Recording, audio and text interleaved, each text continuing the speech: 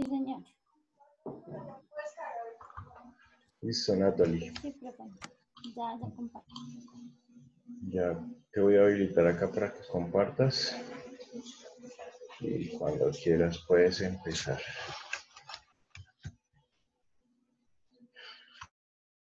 Profe, ¿me puedes avisar cuando cargue, por favor? Ya, Natalia.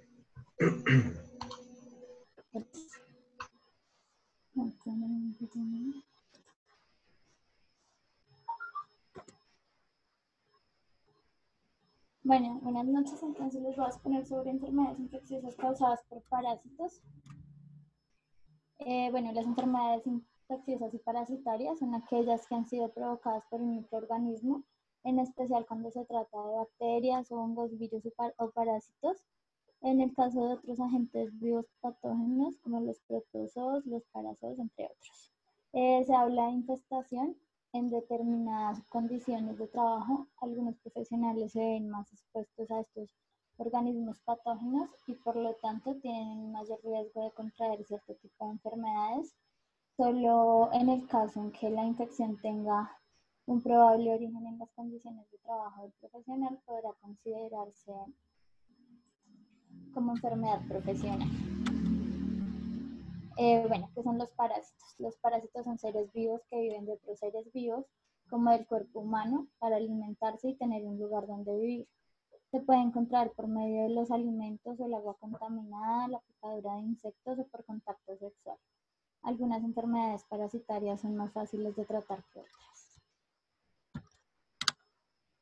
Bueno, las enfermedades infecciosas se dividen en dos, que son las transmisibles y las no transmisibles, donde las transmisibles se puede propagar directamente desde el individuo infectado a través de la piel o las membranas mucosas, o directamente cuando la persona infectada o contamina el aire por medio de su respiración, un objeto inanimado o un alimento.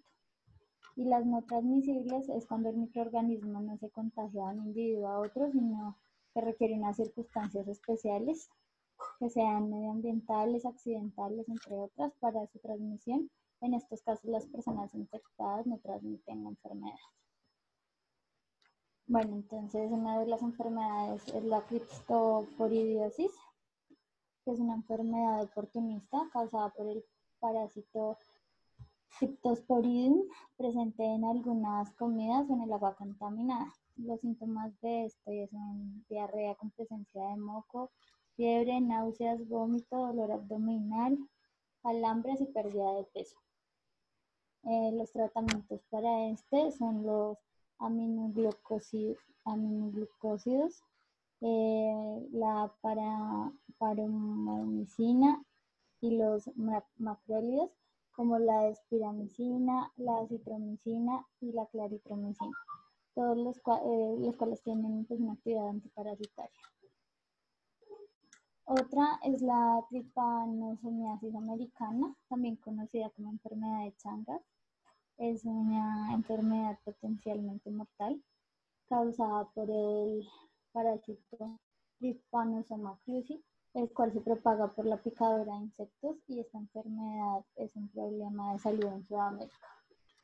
Los síntomas son latidos del corazón irregulares, insuficiencia cardíaca congestiva, paro cardíaco repentino, dificultad para tragar debido al agrandamiento del esófago, dolor abdominal o estreñimiento debido al agrandamiento del colon. Y el tratamiento de estos son el bencidazol y también con nifurtimox. La yardiasis es una enfermedad causada por un parásito llamado Yardia intestinalis. Este parásito vive en el suelo, los alimentos y el agua. También puede estar en las superficies contaminadas con desperdicios. También se puede estar expuesto al parásito a través de la materia fecal durante el contacto sexual. Los síntomas de este es diarrea líquida con mal olor, que puede alternarse con heces blandas y grasosas, fatiga, malestar, cólicos abdominales e inflamación, gases o flatulencias, náuseas y pérdida de peso. Bueno, el tratamiento para esta En la mayoría de los casos desaparecen al cabo de algunas semanas sin necesidad de tratamiento y los casos más graves se tratan con antibióticos. El otro es la malaria, que es una enfermedad grave causada por un parásito que se puede adquirir cuando un mosquito infectado lo pica. Los síntomas de esto pues, es fiebre, escalofríos, dolor de cabeza, náuseas, vómitos, y dolor y fatiga muscular. El tratamiento es la cloriquina, la mefloquina, combinado con doxiciclina y las combinaciones de artemisina y lumenfratina también. Otro es la toxoplasmosis, que es una enfermedad que se produce como consecuencia de una infección por el parásito Toxoplasma gondii, uno de los parásitos más comunes del mundo. La infección suele contraerse al comer carne contaminada mal cocida o exponerse a heces de gatos infectadas o mediante la transmisión de madre a hijo durante el embarazo. Los síntomas de este es dolor generalizado, ganglios linfáticos inflamados, dolor de cabeza, fiebre y fatiga. Y el tratamiento para esta es la pyrimetadina y la sulfadicina. Otra es la leishmaniasis, que es causada por un parásito diminuto de nombre Protozoa leishmania, el cual es transmitido por la picadura de un mosquito flebótomo. Los síntomas es la dificultad para respirar, llagas en la piel, congestión, goteo y hemorragia nasal, dificultad para degluir, úlceras y desgaste en la boca, la lengua, las encías, los labios, la nariz y el tabique nasal. Existen diferentes tipos de leishmaniasis. Una es la visceral, la otra es la cutánea y la otra es mucosa, donde la visceral nos habla de que se propaga por la picadura de flebotomos. Este tipo de leishmaniasis afecta a los órganos internos, generalmente el vaso, el hígado y la médula ósea. La cutánea, esta leishmaniasis afecta a la piel. Los síntomas incluyen lesiones en la piel, que normalmente se desarrollan entre varias semanas o meses después de la exposición. Y la leishmaniasis mucosa afecta a los tejidos nasofaríngeos y puede ocasionar una mutilación visible de la nariz y el paladar. Los tratamientos para esto es la anfotericina B liposómica, el estivoglicomato de sodio, el antimoniato de meglumina, la anfotericina B de deoxycolato. La taeniasis es la infección por la Taenia solium, que es una infección intestinal por las tenias adultas que se producen tras la ingestión de carne de cerdo contaminada. Esta pues, tiene como síntomas náuseas, debilidad, pérdida de apetito, dolor abdominal, diarrea, mareos, deseo intenso de consumir algo de sal, adelgazamiento y absorción inadecuada de los nutrientes de los alimentos. El tratamiento para esto son antiparasitarios y laxantes. Otra enfermedad es la oxuriasis, que es un gusano verme parásito blanco que puede alojarse en el intestino grueso del hombre. Entran al cuerpo cuando una persona ingiere o respira sus microscópicos huevos. Estos huevos pueden estar presentes en las manos o superficies contaminadas, como pueden ser las sábanas, las toallas, entre otras. Los síntomas de esta enfermedad es la dificultad para dormir debido al prurito que ocurre durante la noche, picazón intensa alrededor del ano, irritabilidad causada por la picazón o la interrupción del sueño, irritación e infección de la piel alrededor del ano debido al raspado constante. El tratamiento es mebendazol de 100 miligramos por día. Otra sería la pediculosis, que son los piojos, que son parásitos inhalas, generalmente afectan a los niños que están en contacto directo entre sí o que comparten objetos personales como peines, sombreros o bufandas. Los síntomas incluyen comezón, piojos visibles en el cuero cabelludo, huevos de piojos que serían los limbres, en el tallo piloso. El tratamiento para estos son los champús que contienen piretrina o permetrina, son la primera opción utilizada para combatir las infestaciones. Y ya,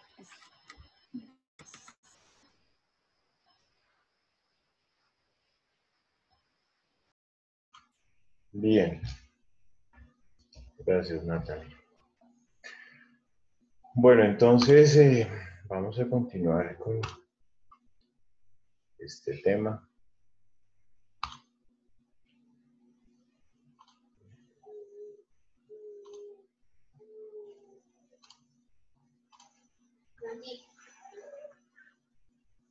Cuando nosotros hablamos entonces, ¿todos me escuchan?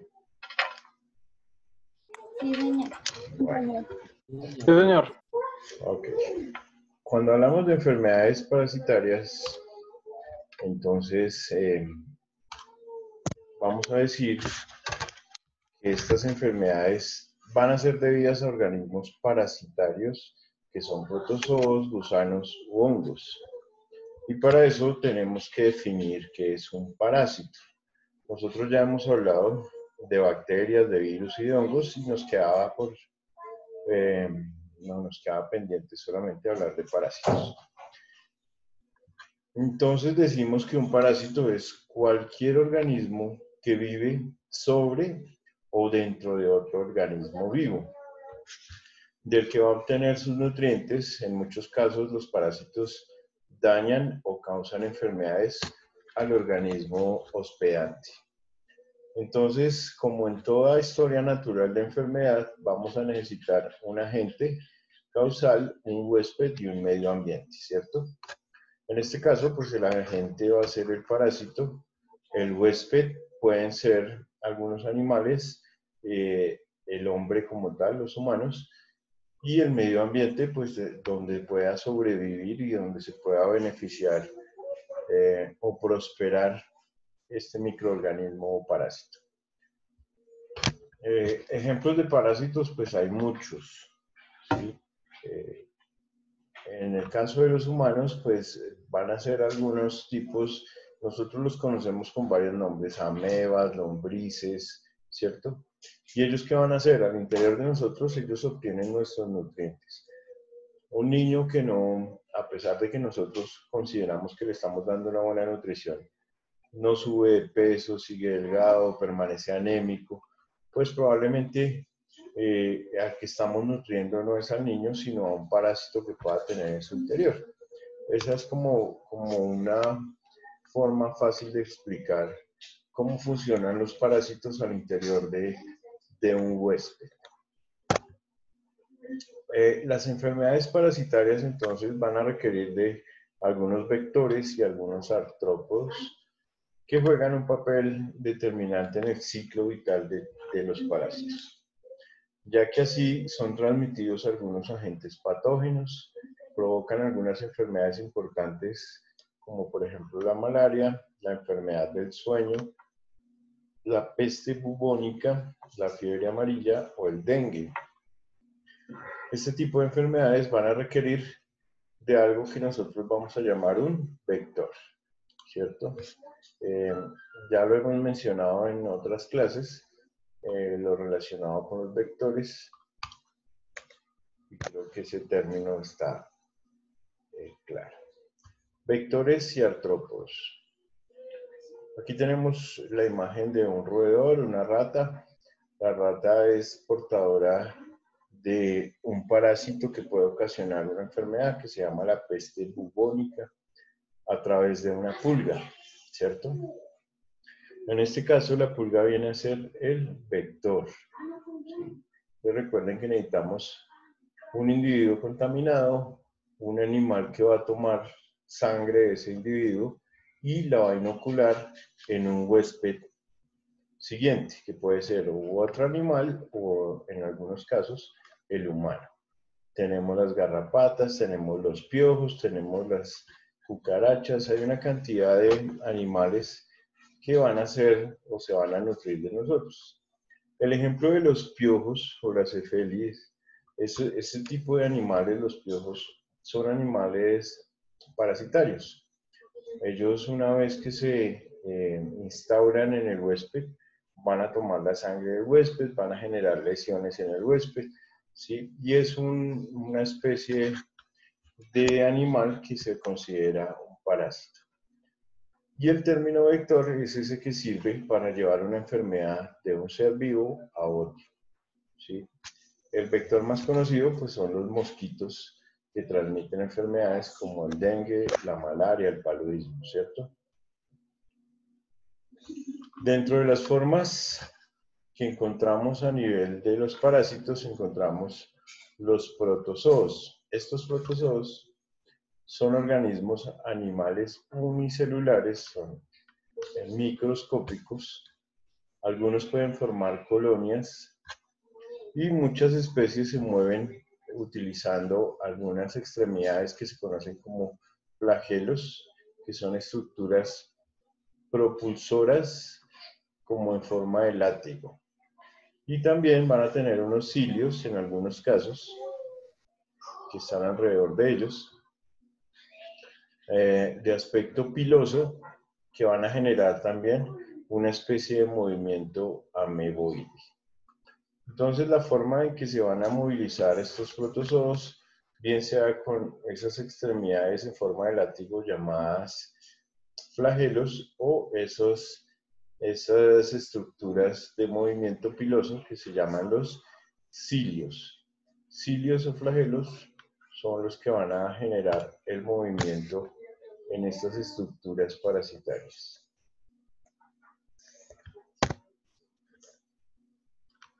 Vamos a tener otra especie de parásitos. En este caso vamos a hablar de los gusanos. Los gusanos pueden tener denominaciones de acuerdo a su morfología, o sea, a su forma. Un gusano plano se denomina un platelminto. Estos son parásitos animales de cuerpo blando, como las tenias, las duelas y los helmintos. Tenias, duelas y helmintos hacen parte de los platelmintos. Bueno, y aquí tenemos, digamos que unas imágenes que nos demuestran cómo son esos gusanos planos. Adicional a eso, tenemos unos gusanos que ya van a ser cilíndricos. Estos ya no van a ser platelmintos, sino se van a denominar nemátodos. Los planos son platelmintos, los cilíndricos son nemátodos.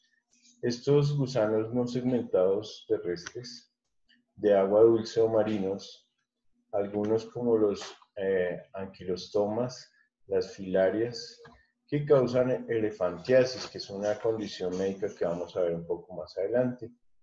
El gusano de triquina, que origina la triquinosis, y los tricocéfalos que infectan al intestino humano.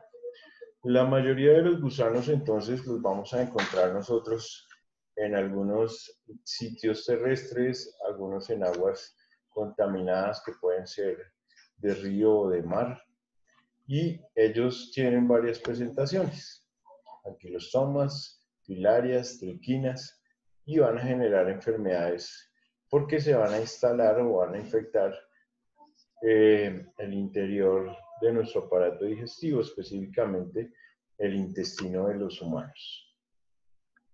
¿Hasta acá vamos bien? Sí, señor. Sí, señor.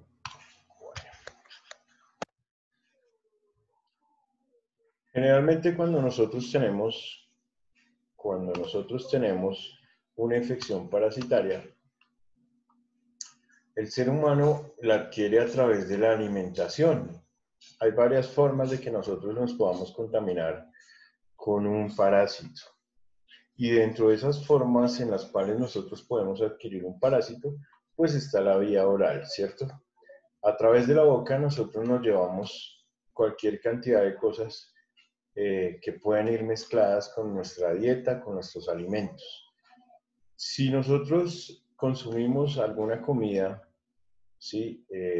O contaminación de agua, o agua que esté contaminada más bien, pues en muchas ocasiones nosotros ni siquiera nos damos por enterados. porque pues muchas veces suponemos que los alimentos tienen un tratamiento adecuado cuando vamos a un restaurante, por ejemplo. Estamos, pues, digamos que seguros o tranquilos de que la manipulación del alimento es adecuada, pero pues la certeza al 100% de que eso suceda, pues no es tan así. Llevamos a través de nuestras manos, que van a estar contaminadas, con algo que se llaman los quistes.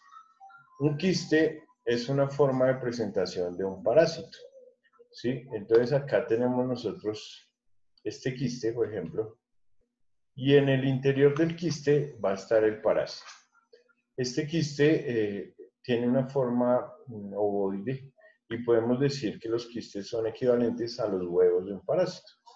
¿Por qué? Porque en este momento el parásito está encapsulado en su quiste, no está alimentándose de nada, prácticamente es inmóvil y no está generando ningún daño. Pero una vez ese quiste que está aquí en la alimentación, lo llevamos nosotros a nuestro organismo, generalmente por alimentación, repito, ese quiste se va a instaurar en el intestino y va a dejar su forma quística para asumir su forma parasitaria. ¿Listo? Entonces, después de ser quiste, el quiste se rompe, sale el parásito. ¿Qué es lo que va a hacer el parásito? Pues la función que hace un parásito: alimentarse y nutrirse de nuestro organismo, ¿cierto? Entonces, en algunos casos, todos tenemos algún parásito intestinal, no nos damos ni siquiera por enterados, porque ese parásito no está generando ningún síntoma importante, ni dolor, ni nada, pero el parásito sí se está nutriendo de nosotros. Se pega a la pared del intestino, coge un vaso sanguíneo, va chupando sangre, se alimenta, se multiplica, ¿sí? Produce huevos o quistes que nosotros defecamos por la deposición. Y en las deposiciones o en las heces fecales nuestras van a estar esos quistes. No va a estar el parásito como tal, pero van a estar los quistes que provienen de ese parásito. Es como si fueran los huevos o la continuación de ellos. ¿De acuerdo? Entonces, digamos que este personaje que está acá representado es el que manipula el alimento. Él ya tiene el parásito en su interior, ¿sí? Lo recibió por vía oral y por vía fecal se contaminó, porque resulta que él estuvo en el baño, hizo sus deposiciones, hizo su limpieza, pero la limpieza no progresó a un lavado de manos, porque tenía afán, porque no suele hacerlo, porque no tiene esa costumbre, como quieran llamarlo, no se lavó las manos y en esas superficies subungueales o por debajo de las uñas van a quedar los quistes de este parásito. Él sigue manipulando sus alimentos, cocina, prepara y después de eso, ¿qué pasa? Lo lleva a la mesa de sus clientes y desafortunadamente sus clientes van a volver o van a ingerir este quiste y empieza su proceso de multiplicación. Entonces una persona contamina a otra no de manera directa, sino de manera indirecta, manipulando con sus manos contaminadas el alimento. ¿Hasta aquí vamos claros? Sí, señor. Bueno.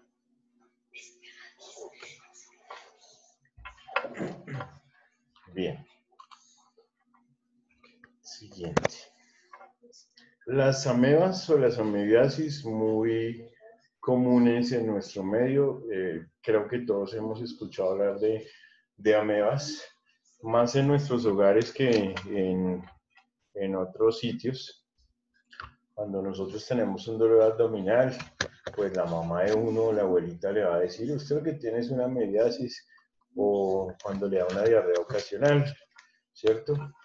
Entonces, muchas personas le atribuyen las diarreas a las amebas o a las amebiasis, a los parásitos. Y en muchas oportunidades pues van a tener razón, pero pues no son la principal causa o la única causa tampoco. Esta es una enfermedad humana muy extendida en las regiones tropicales. Está producida por una amiba que se llama la entamoeba histolítica. Esta entamoeba histolítica es una amiba muy común en nuestro medio. Se adquiere en su forma quística. En la imagen que vimos en la diapositiva anterior, vimos cuál es una forma de quiste, ¿cierto? A través de la ingestión de alimentos o líquidos contaminados. Entonces no adquirimos la ameba ya en movimiento ni funcional, sino el huevo de la ameba, que es un quiste. Ya cuando invade el intestino, puede ocasionar síntomas de disentería y puede expandirse a otros órganos. ¿Alguno de ustedes recuerda qué significa disentería?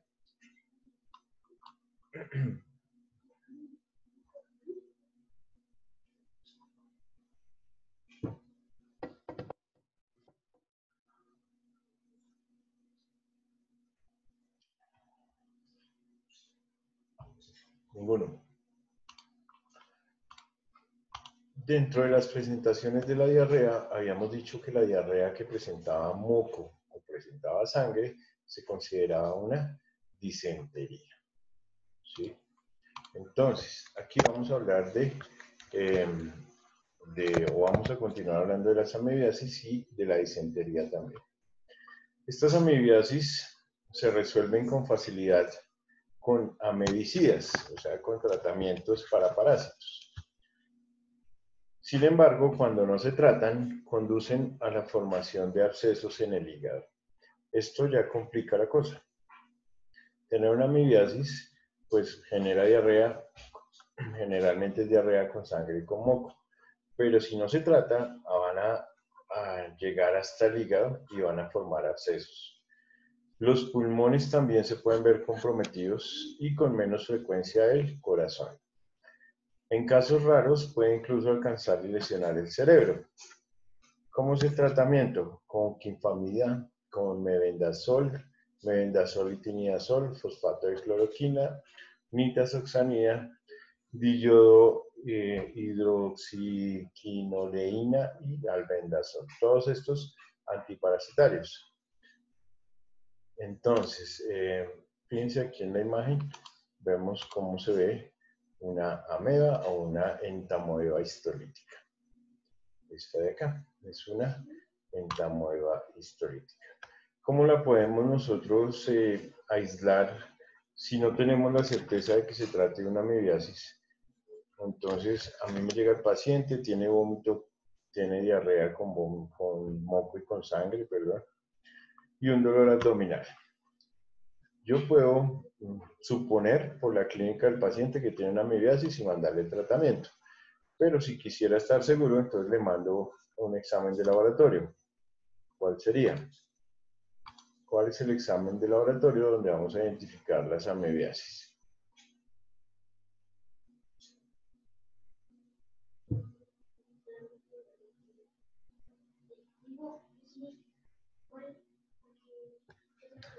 ¿Ni idea?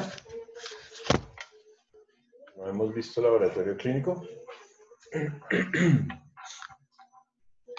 Buenas. Ese creo que es el coprológico de la materia fecal. El coprológico. Ese es uno. Y el otro se llama el coproscópico. Coprológico y coproscópico son los exámenes que vamos a pedir para aislar este parásito y poder tener certeza o un diagnóstico certero. Aquí vamos a hablar de la disentería. Entonces, como les mencionaba, disentería es la presencia de diarrea con moco o mucosa y sanguinolenta.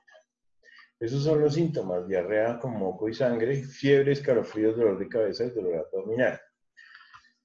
Es causada, como ya lo mencionamos, por la entamoeba histolítica en países tropicales, frecuente en Filipinas, Indonesia y el Caribe, eso nos incluye a nosotros. Se transmiten por agua, alimentos contaminados y los portadores humanos sanos. Puede ser que las moscas puedan transportar estos quistes de ameba desde heces de enfermos hasta los alimentos. Cuando la enfermedad se hace crónica, las amibas traspasan la pared intestinal, colonizan el hígado, forman abscesos hepáticos. Pueden en ocasiones causar la muerte. Bien. Tratamiento. El metronidazol, que es un excelente medicamento antiparasitario y en ocasiones antibacterial. La ementina, la nitazoxanida y los preparados de yodo. Todos estos son medicamentos excelentes para tratar una disentería amebiana. Yo soy fan del metronidazol, ¿sí? Pero soy mucho más fanático de la nitazoxanida. Esta nitazoxanida es un medicamento que ha demostrado tener un amplio espectro para tratar parasitosis intestinales. Siempre que uno quiere desparasitarse, que ese es el término que se utiliza a veces cuando uno va a la consulta médica, por favor, doctor, mándeme algo para desparasitarme. Entonces, este es el medicamento que más se está utilizando últimamente, se llama la nitazoxanida. ¿Por qué? Porque abarca muchas más especies de parásitos que el mismo metronidazol. Adicional a eso, no tiene tantas contraindicaciones de riesgo. Una nitazoxanida se puede mezclar con licor y no pasa nada. Mientras que usted mezcla un metronidazol con licor y pues vaya buscando el hospital y el cajón, ¿sí? Es una condición muy diferente. Entonces, en ese orden de ideas hay que tener claridad y cuidado con eso. Siguiente. Los oxíuros. Se llaman las helmintiasis intestinales y las oxuriosis son una de las más comunes. La presencia de holoxiuro, que es una lombriz blanca, decimos que los oxiuros son un proceso infeccioso parasitario causado por el oxiuro, listo. Es una lombriz blanca, un gusano nemátodo. ¿Es plano o cilíndrico?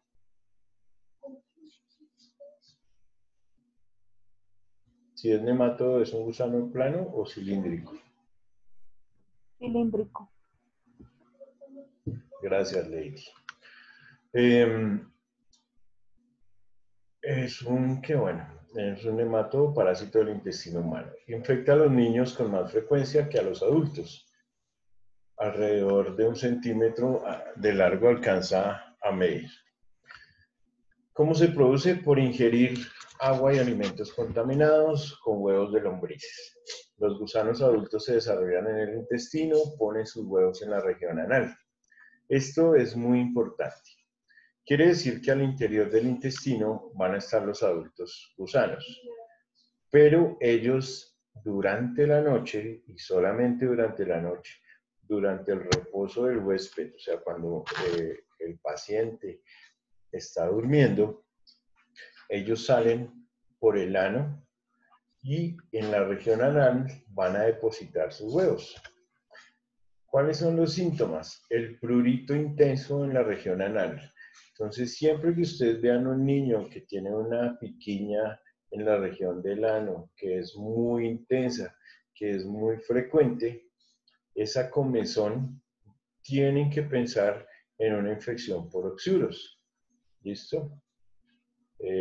No son amibas, como dice mucha gente, son oxuros, es diferente. Hay otros trastornos intestinales como el vómito, una prurito nasal, el bruxismo y el nerviosismo. ¿Quién me dice que es el bruxismo?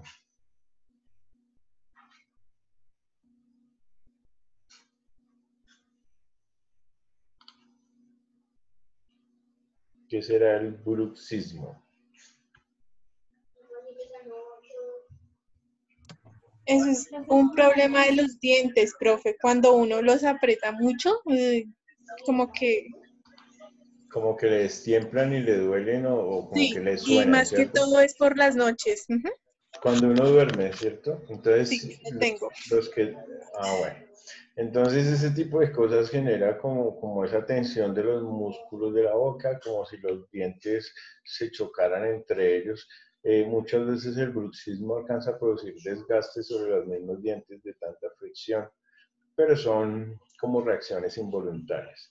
Muchas veces el bruxismo lo relacionamos también con presencia de alguna infección parasitaria. Entonces, si uno escucha a un niño o lo ve con una prurito, una rasquiña en la región anal y aparte le crujen los dientes durante el sueño, le pica mucho la nariz, en ocasiones tiene vómito y es muy nervioso, pues seguramente tiene una oxidiosis. ¿Cómo se podría diagnosticar los oxiuros? ¿Quién me dice?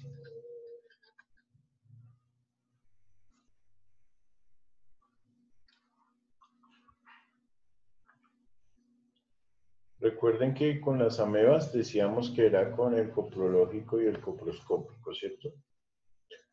En los oxiuros, ¿cómo podría ser el diagnóstico?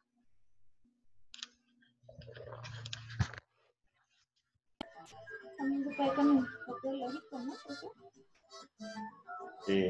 No.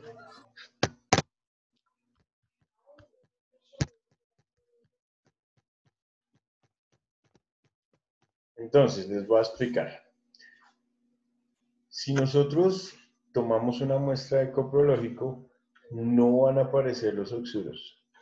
Desafortunadamente, la materia fecal no barre ni los quistes, ni los huevos, ni siquiera los gusanos adultos. Ellos están adheridos al intestino. La única forma de poder hacer un diagnóstico de oxidiosis es colocarle al paciente durante la noche una especie de parche, que es como una cinta aislante que se le pega en la región anal. ¿Por qué? Porque como durante la noche los adultos salen a poner sus huevos en la región anal, pues una vez salen quedan insertados en esa banda pegante. Y al otro día le quitan esa cinta, se lleva al laboratorio y ahí es donde se van a llevar los huevos, los quistes y en algunos casos los mismos gusanos que salieron a poner los huevos. ¿Queda claro? Es algo diferente de lo que hemos o lo que estamos acostumbrados a ver. ¿Listo? Bueno, vamos ahora a hablar de las caries lumbricoides. Y la ascariasis es la enfermedad que producen.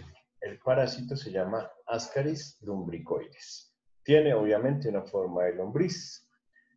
E infestan a los humanos, en especial a los niños. Casi siempre los niños pues, van a ser los que más padezcan y más tengan consecuencias con las enfermedades parasitarias. Entre 15 a 25 centímetros de largo es digamos que una longitud o un tamaño bien significativo y bien importante. Tiene un aspecto de color blanquecino y ahusado en ambos extremos. Sus huevos se desarrollan en el agua o en la tierra húmeda. Es probable que sus embriones entren al cuerpo por una ingestión directa. Mejor dicho, nosotros nos podemos contaminar con unos ascaris por ingerir huevos o embriones que estén en tierra húmeda o en agua contaminada.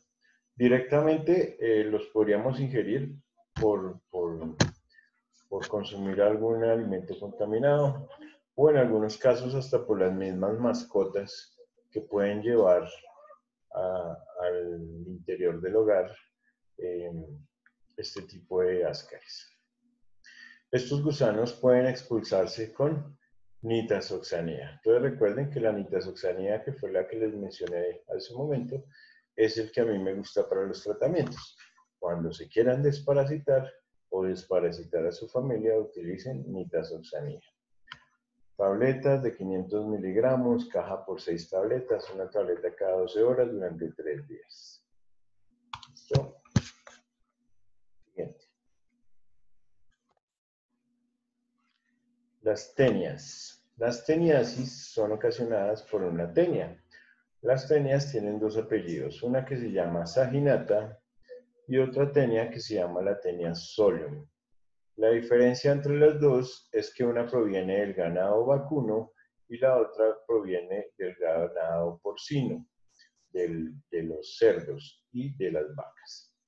La tenia saginata es la que se adquiere por ingerir carne de vaca cruda o poco cocinada, o cruda o que no tenga buena cocción. Y la tenia solium es la que viene por comer cerdo crudo o poco cocinado. Las dos tipos de carne se necesitan esas características, o que estén crudas o que no las hayamos cocinado suficiente pues para matar este tipo de parásitos. Las dos son larvas, ¿sí? Ellas viven en forma de larva en el ganado vacuno o en los cerdos. Y cuando se ingieren los huevos por el ser humano, pues es cuando nos dan esas tenias. Entonces, en ese orden de ideas, ¿qué tan propensos podemos ser nosotros a sufrir una teniasis? Pues mucho, porque estos dos tipos de carne son los dos tipos que más consumimos en nuestras dietas, ¿cierto? Por lo menos una vez a la semana consumimos carne, por mal que nos vaya. Y las carnes, pues las mezclamos, pueden ser de vaca o pueden ser de cerdo. Síntomas, trastornos gastrointestinales, náuseas, pérdida de peso. ¿Y el tratamiento es cuál? Nitazoxanida, el mismo que hemos venido mencionando.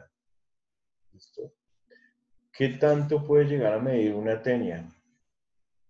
Muchísimo. Puede llegar a medir hasta varios metros de longitud, en los casos más graves. Ustedes han escuchado a los adultos decir que esos niños que comen y comen y comen y comen y no engordan, y alguna vez de pronto la mamá dice, no, eso debe ser que tiene la solitaria, así le llaman. La solitaria es esta tenia solium o tenia solitaria. Solium y solitaria es lo mismo, ¿listo? La tenia solium es la misma solitaria. ¿Sí lo han escuchado o me lo estoy inventando?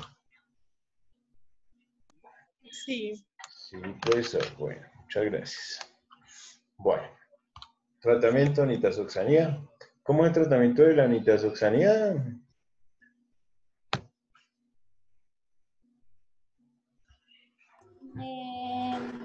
Una tableta cada 12 horas de 500 Por 3 días. días. 16 tabletas y cada 12.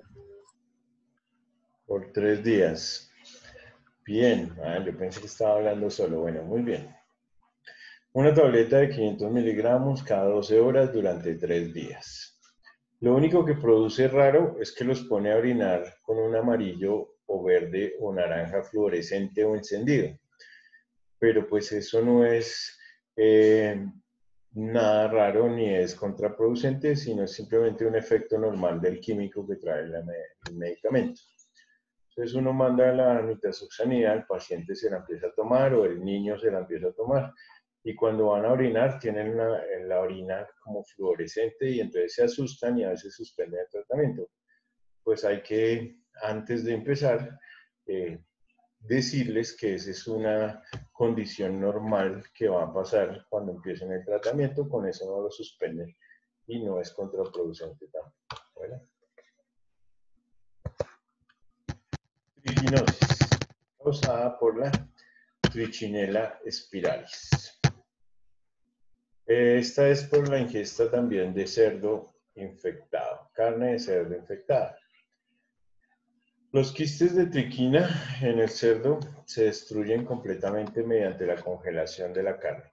Entonces, cuando tenemos carne congelada a menos de 15 grados centígrados, digamos que durante 21 días se pueden erradicar.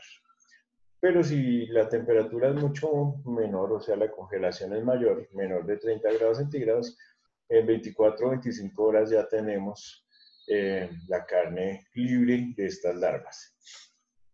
Estas larvas de triquina no enquistadas se destruyen al calentar también la carne a temperaturas mayores a 66 grados centígrados.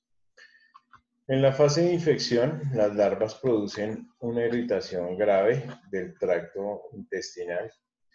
En la fase invasiva hay espasmos musculares y dolores en las articulaciones. Entonces es una infección que va no solamente afectar nuestro intestino, sino que se va a ver reflejada en espasmos musculares y dolores articulares. Síntomas: dolor abdominal, náuseas, vómitos, emisión de heces líquidas, edema facial, en especial alrededor de los ojos, cefaleas, en ocasiones delirio.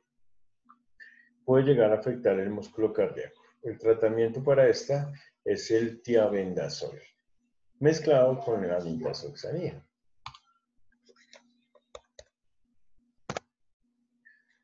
La cisticercosis es una enfermedad ocasionada también por los cerdos o la comida de cerdo. Esta es un poco más grave porque los cisticercos pueden llegar a alcanzar el cerebro fácilmente. Esa condición médica se le denomina la neurocisticercosis. Neurocisticercosis. La neurocisticercosis es cuando estas larvas suben por la sangre, invaden los tejidos, llegan hasta el cerebro y van a ocasionar síntomas del sistema nervioso central. Ellos se van a ver alterados por la presencia de esos neurocisticercos. Y lo peor de todo es que los tratamientos para esto son tratamientos muy baratos realmente. El albendazol es un medicamento que no vale nada en el mercado y que sí nos puede evitar que el cerebro sufra una invasión de cisticercos. ¿Listo?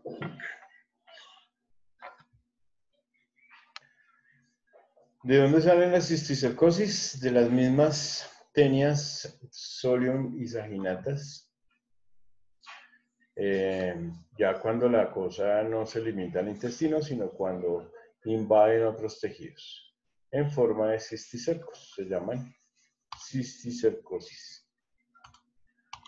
¿Cómo se diagnostican? A través de las imágenes diagnósticas. La única forma de ver un cisticerco es en imágenes diagnósticas, específicamente de la tomografía computarizada. Con ella vamos a ver las imágenes clínicas típicas y las manifestaciones de una invasión parasitaria. Es una forma bien singular ver una tomografía cerebral llena de puntos de parásitos por cisticercos. Y el tratamiento, como les digo, es albendazol, cada 12 horas por una semana. Eso no es nada. No alcanza a valer 5.000 pesos. Bien, tratamientos. Praziquantel, en casos graves cirugía, medidas de soporte vital cuando la persona está muy afectada y pues ayudar con la higiene personal.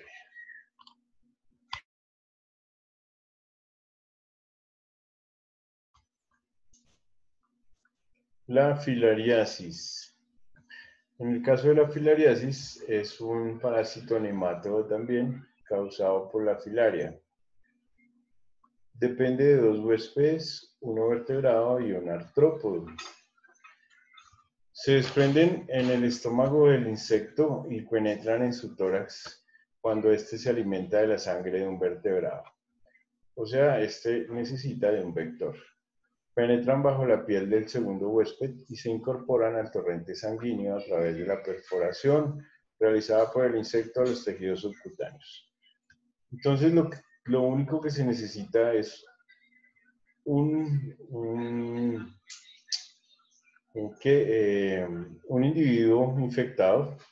Va a llegar el zancudo, puede ser, o el artrópodo, lo pica, lleva la sangre en su interior, busca un segundo huésped que esté sano, le inocula el parásito o la filaria y lo contamina. Van a entrar al sistema circulatorio por los capilares, al sistema linfático también, en donde se forman en gusanos adultos alcanzando hasta 10 centímetros de longitud.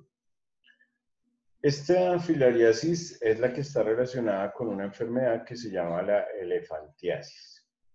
¿Qué es la elefantiasis? Es una afección de los ganglios linfáticos o los vasos linfáticos que sobre todo se va a ver representada en los miembros inferiores y que va a tomar una apariencia muy similar a la que tienen los elefantes. Aquí tenemos la imagen. Entonces, fíjense, este es el pie, aquí ya no vemos el tobillo de la inflamación tan intensa, la coloración de la piel, el aspecto de la piel, la apariencia y su superficie cambian, se ven afectadas, son endurecidas como las de los mismos paquidermos o elefantes. ¿Por qué se produce esto? Por un bloqueo de los vasos y ganglios linfáticos, por esos gusanos llamados las filarias. Se llama la elefantiasis, por una filariasis. Se transmiten como por un vector, que es la picadura de mosquitos. Las regiones más afectadas, como les dije, son las extremidades inferiores y los órganos genitales. Fármacos antifilaria, el dietilcarbamazina y la cirugía. Son medicamentos buenos para tratar este parásito, pero como ustedes se pueden dar cuenta, es muy agresivo. Bien. Las encefalitis son enfermedades del encéfalo o del sistema nervioso. Estas están relacionadas también con enfermedades parasitarias como la tripanosomiasis y la toxoplasmosis. Y también la neurocisticercosis, que fue la que mencionamos hace 2 diapositivas.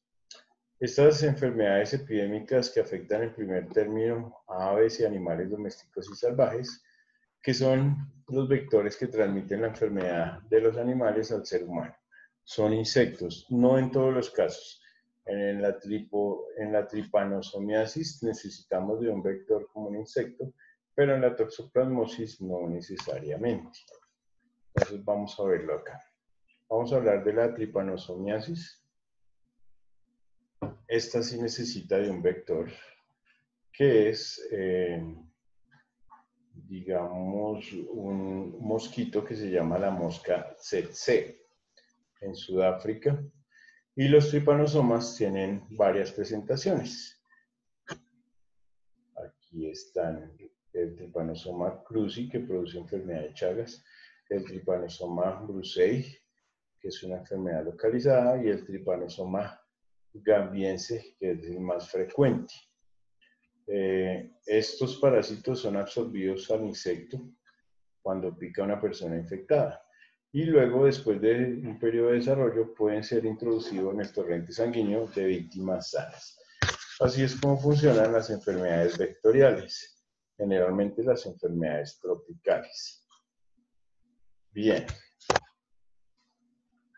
La enfermedad del sueño sigue siendo esta misma, la tripanosomiasis. Comienza con un chancro en la zona de la picadura, o sea, donde nos picó la mosca tsetse, hace un chancro.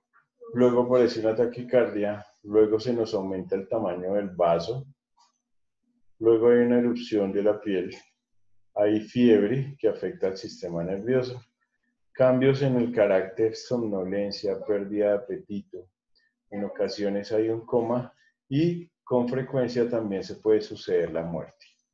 El mal de Chagas, que afecta con más frecuencia a los niños, también cursa con fiebre y afección del vaso, del sistema nervioso, así como el hígado y el músculo cardíaco. Puede ser mortal. En Colombia tenemos enfermedad de Chagas, en las zonas de los Santanderes. ¿Cómo se llama el aumento del tamaño del vaso? Aumento del tamaño del vaso. Ayer lo vimos. ¿Quién lo recuerda?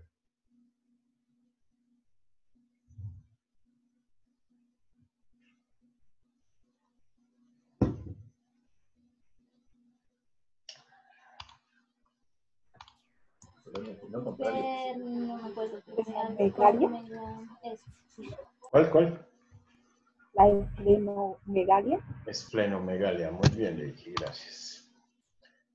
Hepatomegalia hígado, esplenomegalia vaso, hepatoesplenomegalia los dos, ¿recuerdan? Bien. La toxoplasmosis. Esta es una condición más conocida. El agente causal es un parásito llamado el Toxoplasma gondii. Este Toxoplasma gondii es un animalito que a nosotros generalmente no nos ocasiona mayor problema, pero en el embarazo ocasiona anomalías congénitas graves en el feto, ya lo habíamos mencionado en alguna clase. Entonces, a nosotros como tal nos va a dar síntomas parecidos a un catarro, o sea, una gripe común.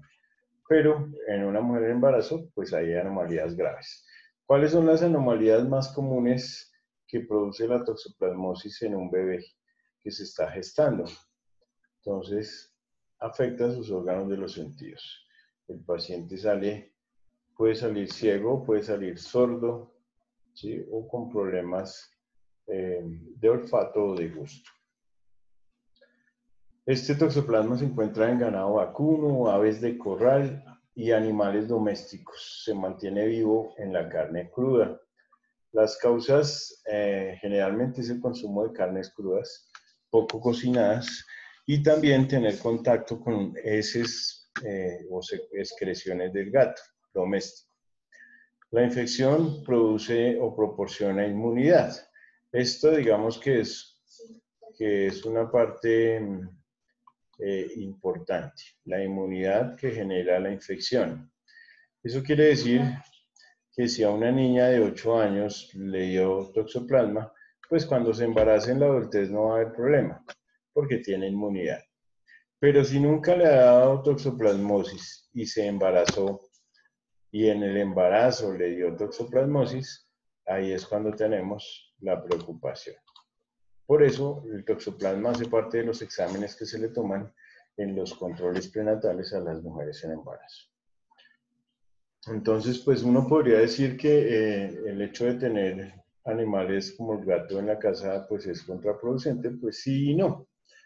Es contraproducente cuando la mujer en embarazo no ha tenido toxoplasmosis, pero si ya lo tuvo, pues ya no va a pasar nada. ¿Listo? Entonces, a veces es mejor tenerlo antes de embarazarse, para después no tener riesgos. La tularemia es otra enfermedad parasitaria febril, aguda, propia de animales roedores, conejos, zorros, coyotes y mofetas. Se transmite a los seres humanos por despellejar un conejo infectado o por la picadura de un vector o la transmisión hombre a hombre. Perdón, la transmisión de hombre a hombre no existe. Se necesita el vector o el contacto directo entre el animal y el humano. Es causada por la Francisella tularensis. Síntomas. Fiebre de 3 a 4 semanas de 40 a 40.6 grados centígrados, una fiebre muy alta, escalofríos, aparición generalmente en la mano de un nódulo que se ulcera, que se engrosa.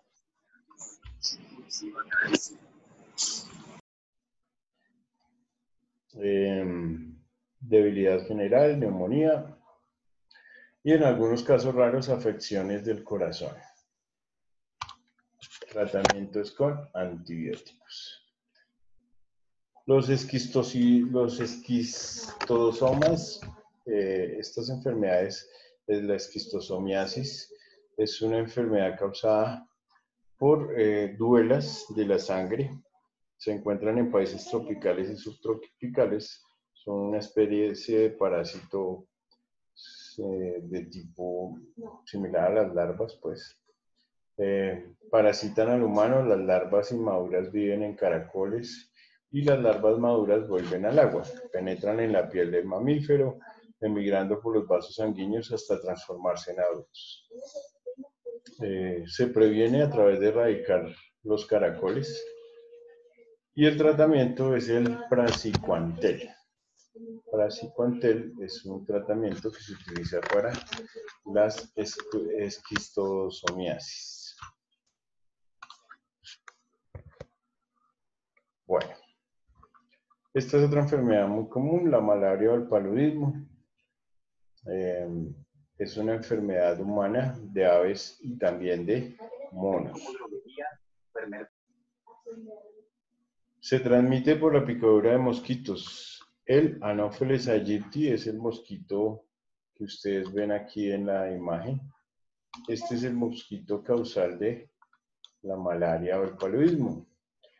Como ven en su interior, ya está lleno de sangre. Pudo haber infectado una persona con con el Plasmodium, que es el parásito como tal. Y este Plasmodium tiene varias presentaciones. El Plasmodium, que es el que produce el paludismo, viene presentación de Plasmodium vivax, Plasmodium falciparum, Plasmodium malariae y Plasmodium ovale. Todos estos generan un tipo de malaria, ¿sí? En regiones tropicales y subtropicales es muy frecuente. Eso incluye nuestra región. Afortunadamente ya está radicada en Europa, en América Central, América del Sur, pero no así en África, que es un país donde todavía persisten con la enfermedad y hay muchas muertes por la enfermedad. Entonces, ¿por qué es importante la malaria y el paludismo para nosotros?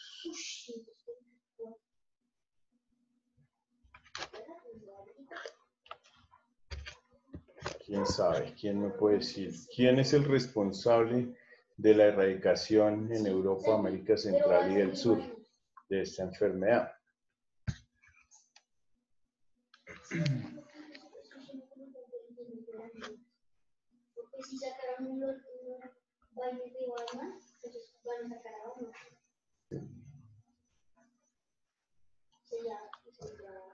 ¿Tienen alguna idea? ¿Alguien sabe? Claudia, Natalie, Lilian, Jeffer. No, profe, no. ¿No? No, profe. El responsable de la erradicación de la malaria o el paludismo en Europa, América Central y el Sur se llama Manuel Elkin Patarroyo, que es un científico colombiano que fue el que inventó la vacuna contra la malaria, el tratamiento. Bueno, ¿cómo se llama? Manuel Elkin Patarroyo.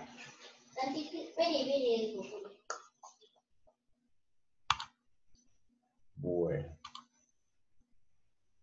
De hecho, sigue siendo uno de los científicos más importantes del país. Desafortunadamente, pues acá en Colombia no apoyan mucho la ciencia cuando está encaminada a la parte científica y de creación de vacunas, ¿cierto? Porque Manuel Elkin Patarroyo pues generó unas técnicas importantes para la producción de vacunas, pero pues no fue muy apoyado en el país, motivo por el cual tuvo que emigrar a Estados Unidos, donde allá efectivamente le dieron hasta la nacionalidad. Entonces él va a tener la doble nacionalidad, es gringo, americano, estadounidense y colombiano. ¿Por qué le dieron la nacionalidad? Porque los gringos también les gusta figurar en la creación de este tipo de vacunas. Él ya dio varias ideas hablando de que se podría hacer la vacuna contra el COVID-19 y ha estado trabajando en eso. Sin embargo, como les digo, acá en Colombia no hacen inversiones en investigación tan importantes como las harían otros países. Porque uno puede tener el talento, pero si no tiene los medios, pues eso y nada es lo mismo, ¿cierto? Bien. En todas las tipos de malaria, los síntomas suelen ser escalofríos, fiebre, sudoración. El tratamiento es con quinina, atabrine, clorhidrato de quinacrina y la cloroquina. Y este señor fue el que descubrió el agente transmisor de la malaria. Él fue el que se dio cuenta que quien la transportaba, el Trypanosoma cruzi, el Trypanosoma malariae, era este vector que se llama, ¿cómo se llama el vector que transmite la malaria?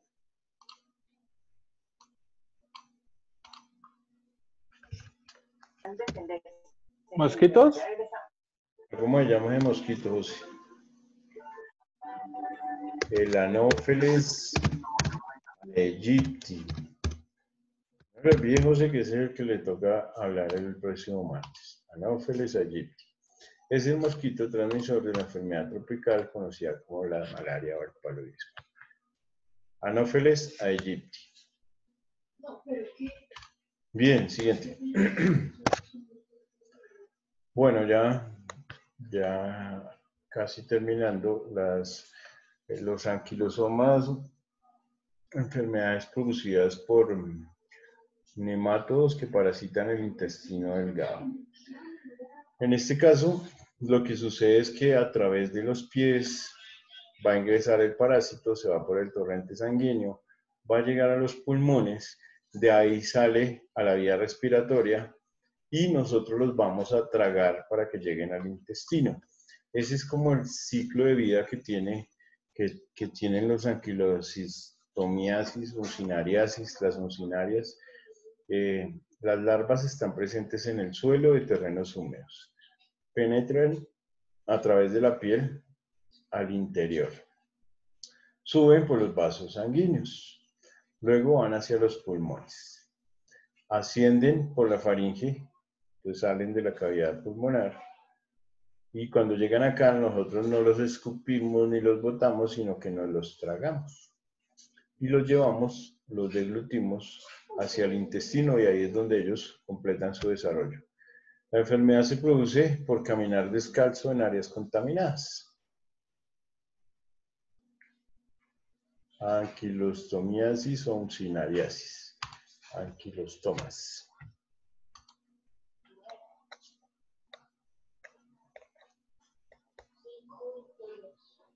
Bien. Los síntomas.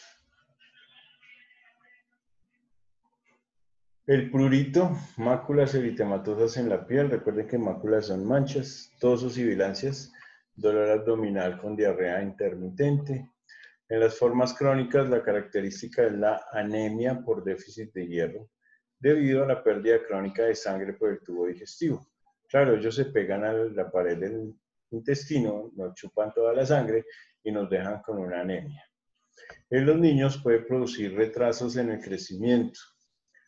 El diagnóstico se realiza mediante la identificación de los huevos en las heces, o sea, las formas quísticas. El tratamiento es con mebendazol, pamoato de pirantel, medidas sanitarias, acordonamiento de las áreas contaminadas y el uso de calzado. Este mebendazol tiene historia con nosotros. Fue el medicamento que formuló un médico para tratar a 2 niños y desparasitarlos, y en las farmacias les despacharon el tramadol. ¿Recuerdan que se murieron esos 2 niños? Este mebendazol era el supuesto medicamento que salió de la fórmula médica, pero que fue despachado en la farmacia de manera irregular. Tricomonas o las tricomoniasis. Esta ya la habíamos visto cuando hablamos de enfermedades genitales y es una enfermedad del aparato urogenital de los humanos. Son protozoos. La tricomona vaginalis es la única enfermedad de transmisión sexual que tiene que ver con parásitos. Las otras tienen que ver con hongos y con bacterias. La candidiasis, la Gardnerella, ¿sí? Pero la tricomoniasis es un parásito. Esto es más de trabajadoras sexuales, de las personas que tienen una promiscuidad importante, tienen el riesgo de contraer la tricomona vaginalis o ese parásito. En la vagina origina sensaciones de quemazón, prurito, exudado irritativo o secreción lechosa fétida. Esa es una característica, es fétida la secreción. Ardor al orinar y dispareunia, que ya nosotros sabemos que es una dispareunia, dolor en las relaciones sexuales, ¿cierto? Lo vimos en el examen. En los hombres afecta la próstata y en ambos sexos irrita la uretra y la vejiga. Tratamiento, metronidazol. Siempre el tratamiento es necesario que se haga en la pareja sexual. Tanto él como ella deben realizar el tratamiento. O de lo contrario, vamos a tener una reincidencia de la enfermedad.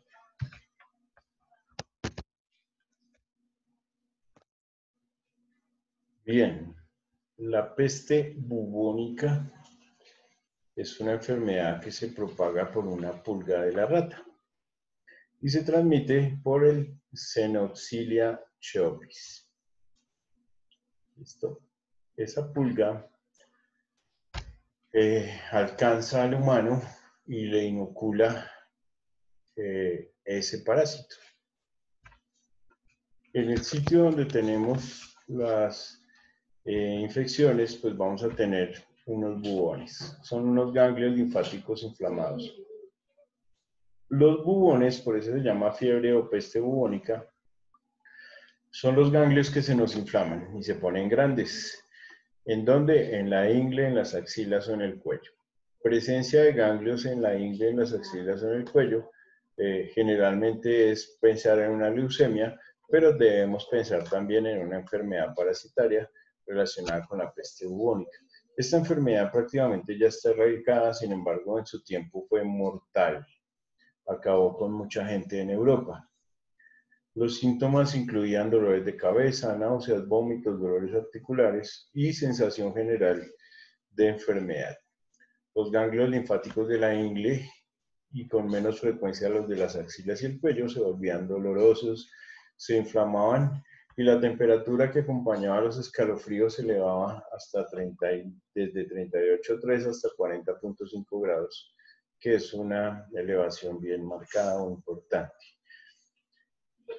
Taquicardia, taquipnea, el enfermo se encuentra exhausto, apático, los bubones crecen hasta alcanzar un tamaño aproximado del huevo de una gallina. Entonces imagínense en ganglios linfáticos con el tamaño del huevo de una gallina en las ingles, en las axilas y en el cuello.